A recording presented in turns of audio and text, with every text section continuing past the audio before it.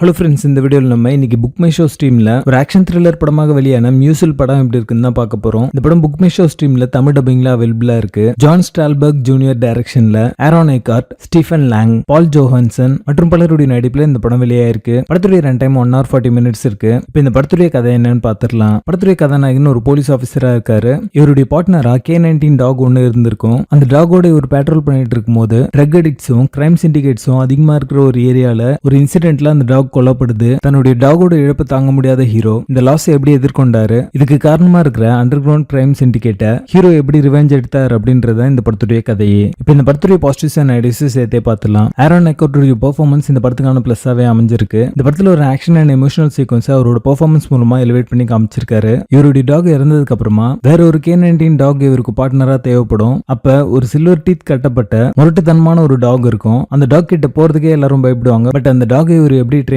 பண்ணி தன்னுடைய பார்ட்னரா மாத்தினார் அப்படின்ற பாண்டிங் சீக்வன்ஸ் எல்லாமே பார்க்க நல்லா இருக்கும். இந்த படத்துடைய ஸ்டோரி பிளாட் பார்த்த உடனே உங்களுக்கு தெரிஞ்சிருக்கும் இது வந்து ஜான் விக் படத்துடைய ஸ்டோரி பிளாட் அப்படிங்கிறது. ஒரு லோ பட்ஜெட்ல ஜான் விக் படத்தை எடுத்தா எப்படி இருக்குமோ அந்த மாதிரி தான் இந்த படம் இருக்கும். ஸோ ஜான் விக் படம் மாதிரியே பாத்தீங்கன்னா அந்த கிரைம் சிண்டிகேட் அப்படின்றது ஒரு லோ லெவல் கிரைம் சிண்டிகேட்டா இருக்காது. ஒவ்வொருத்தரா பிடிக்கும் போது அது ஹை லெவலா இன்டர்நேஷனலா போயிட்டே இருக்கும். ஸோ அந்த கிரைம் சிண்டிகேட்டை எப்படி ட்ராக் பண்றாங்க அப்படின்ற விஷயத்த ரொம்ப நல்லாவே காமிச்சிருப்பாங்க. இந்த படத்துல ஹோம்லெஸ் பீப்புள் பத்தி பொலிட்டிக்கலா சில விஷயங்களை சொல்லியிருப்பாங்க. அந்த சீக்வன்ஸ் எல்லாமே ரொம்ப பிரீச்சியா இருக்கும் பார்க்கறதுக்கு. இந்த படத்தை பொறுத்த வரைக்கும் எந்த ஒரு விஷயத்துமே வந்து முழுசா காமிக்கல. அதாவது ஹீரோ ஒரு PTSD இருந்து எப்படி ரிகவர் ஆகிறார் அப்படிங்கிறதையும் ஃபுல்லா காமிக்கல. அதே மாதிரி ஒரு ரிவெஞ்ச் த்ரில்லர் ஜானருக்கும் இவங்க ஃபுல்லாவே ஜஸ்டிஃபை பண்ணல. இல்ல இந்த படம் ஒரு கான்ஸ்பிரசி மூவியா ட்ரை பண்ணிருக்காங்களா அப்படிங்கிறதும் தெரியல. பட் இந்த 3 எலிமெண்ட்ஸையும் பாத்தீங்கன்னா அப்பப்போ வந்து காமிச்சிட்டே இருப்பாங்க. ஸோ இந்த 3 எலிமெண்ட்ஸ்க்கும் ஜஸ்டிஸ் பண்ணாம ஜஸ்ட் லைக் தட் ஒரு மிக்ஸ்அப்பா தான் இந்த படம் வந்திருக்கு. ஏதாவது ஒரு தீமே எடுத்துட்டு அந்த தீமுக்கு வந்து ஜஸ்டிஃபை பண்ணியிருந்தாங்க அப்படின்னா இந்த படம் இன்னும் கொஞ்சம் பெட்டராகவே வந்திருக்கும். படத்தோட ஸ்டோரி பிளாட் டீசெண்டா இருந்தாலுமே நரேஷன் பாத்தீங்கன்னா ரொம்ப காம்ப்ளெக்ஸாகவும் கன்ஃபியூஸ்டாகவும் எடுத்திருக்காங்க அப்படின்னு